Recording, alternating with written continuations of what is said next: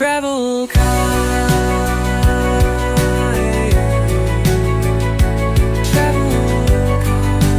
Travel کہانی pod cost میں آپ کو خوش آمدید کہتے ہیں۔ ٹریول کہانی پوڈ کاسٹ کو سبسکرائب کر لیں۔ آج ہماری پوڈ کاسٹ کا سیزن نمبر 1 جس کی ایپیسوڈ نمبر 1 ہے۔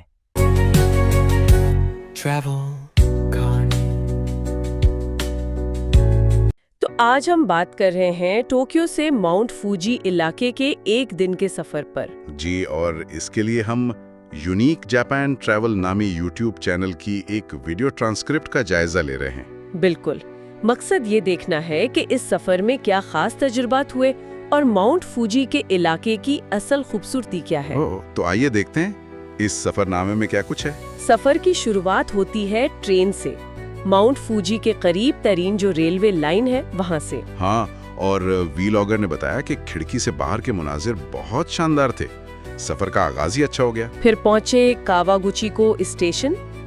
صبح سویرے پہنچنے کا فیصلہ کیا گیا رش سے بچنے کے لیے۔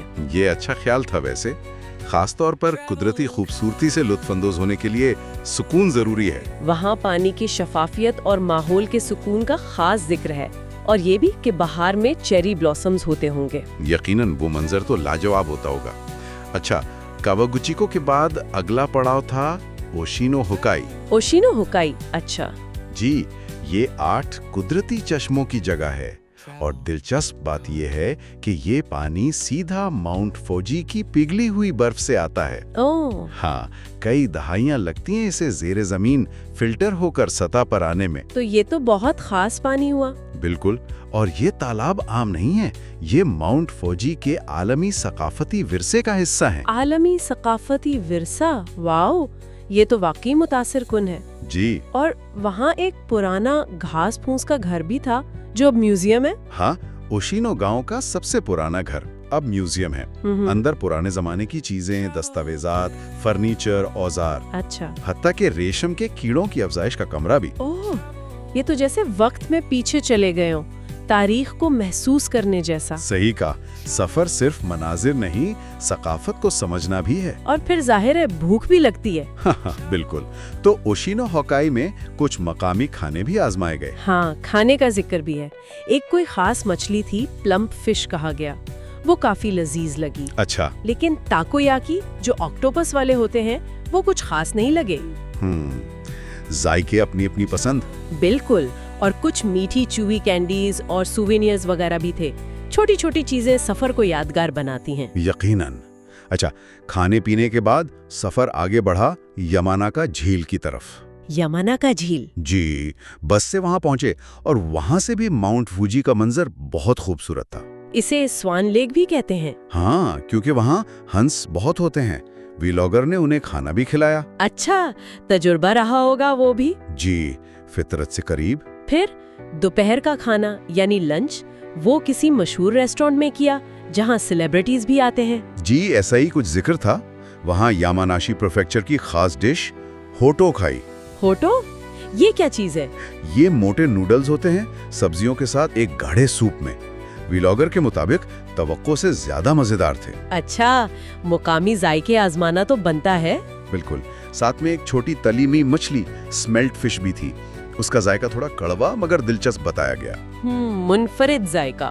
سفر کا اختتام ہوا فوجی سنگین شرائن کے دورے پر۔ اچھا، یہ ماؤنٹ فوجی کے دامن میں ہے؟ جی، دیودار کے گھنے پرانے جنگل سے گزرتا راستہ، پتھر کی لالٹینیں، ماحول بہت پرسکون اور مقدس تھا۔ اور یہ جگہ بھی عالمی ثقافتی وراثت ہے، آشینو ہوکائی کی طرح؟ بالکل، اس کی تاریخ تقریباً 1900 سال پرانی ہے۔ 1900 سال؟ جی، وہاں 1000 سال سے زیادہ پرانے دیودار کے درخت بھی ہیں، اور ماؤنٹ فوجی کا ٹھنڈا پگھلا ہوا پانی بہتا ہے جس سے ہاتھ پاک کرنے کی روایت ہے۔ یہ تو بہت روحانی تجربہ ہوگا۔ یقیناً، اور ایک اور دلچسپ بات یہ کہ شرائن کے پیچھے سے ایک پرانا پہاڑی راستہ بھی جاتا ہے۔ اوہ، قدیم زمانے میں لوگ اسی راستے سے ماؤنٹ فوجی پر چڑھتے تھے زیارت کے طور پر۔ اچھا، تو یہ تاریخی راستہ ہے۔ ویلاگر نے بھی چڑھنے کی خواہش ظاہر کی۔ جی، کہا کہ مستقبل میں خود بھی ماؤنٹ فوجی سر کرنا چاہیں گے۔ تو مجموعی طور پر یہ سفر صرف خوبصورت مناظر کا نہیں تھا، اس میں ثقافت، تاریخ، روحانیت سب کچھ شامل تھا۔ بالکل، قدرتی خوبصورتی، ثقافتی اہمیت اور روحانی سکون کا ایک ملاپ۔ ایک دن میں اتنا کچھ دیکھنا اور محسوس کرنا واقعی بہت اچھا تجربہ لگتا ہے۔ جی، اور یہاں ایک بات جو آخر میں سوچنے پر مجبور کرتی ہے، وہ کیا؟ وہ یہ کہ کیسے ایک ہی جگہ پر قدیم زیارتی راستے، مقدس مقامات اور ساتھ ہی جدید سیاحتی سرگرمیاں جیسے ریسٹورانٹس اور ہنسوں کو کھانا کھلانا، یہ سب ایک ساتھ موجود ہیں۔ ہاں، یہ تو ہے۔ تو سوال یہ اٹھتا ہے کہ وقت کے ساتھ مقامات کیسے بدلتے ہیں، اور کیا ہم ہمیشہ ثقافتی ورثے کے تحفظ اور بڑھتی ہوئی صحت کی مانگ میں صحیح توازن رکھ پاتے ہیں؟ یہ واقعی ایک اہم نقطہ ہے سوچنے کے لیے۔ اس خوبصورت سفر کے تجربے سے یہ سوال جڑا ہوا ہے۔